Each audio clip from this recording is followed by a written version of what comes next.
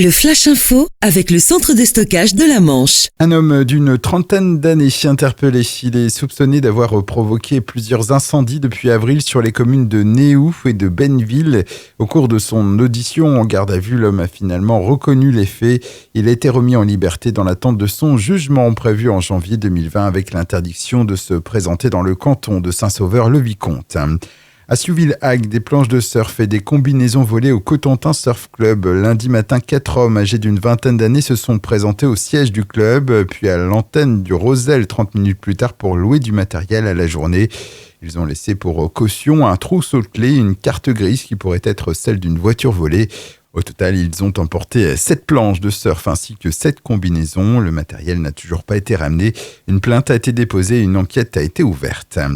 La communauté d'agglomération du Cotentin maintient les restrictions d'usage de l'eau. Si la pluie a fait son apparition en cette première quinzaine d'août, la pluviométrie n'est pas suffisante pour établir un niveau acceptable des nappes. L'agglo qui précise que ces restrictions pourraient perdurer jusqu'à fin octobre en fonction de l'évolution des conditions météorologiques. Parmi les zones les plus sensibles, la Hague, les Pieux ou encore Montebourg. Une vigilance particulière est également apportée au secteur de Cherbourg. On peut à nouveau se baigner sur les plages de Saint-Gau et du Casino à Saint-Père-sur-Mer, ainsi que sur les plages de Hagueville, du Fourneau et de Saint-Nicolas-Sud à Granville. Depuis dimanche, un arrêté municipal interdisait la baignade et la pêche à pied sur ces secteurs en raison des précipitations susceptibles d'entraîner un transit des flux de pollution vers la mer. Et puis à Carnet-Rose, avec la naissance samedi dernier d'un girafon au parc animalier de Champrépus dans le Sud-Manche. Et c'est une première dans le département. Une journée riche entre inquiétude et émotion après des heures d'attente interminables pour l'équipe du parc.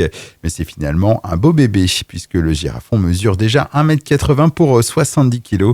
Le parc de Champrépus qui travaille depuis 15 ans pour favoriser la reproduction et la conservation des espèces menacées inscrites dans un programme d'élevage au niveau européen. Le Flash Info vous a été présenté par Landra, centre de stockage de la Manche à Digulleville. Pour en savoir plus et visiter notre centre, 0810 120 172, coup d'un appel local.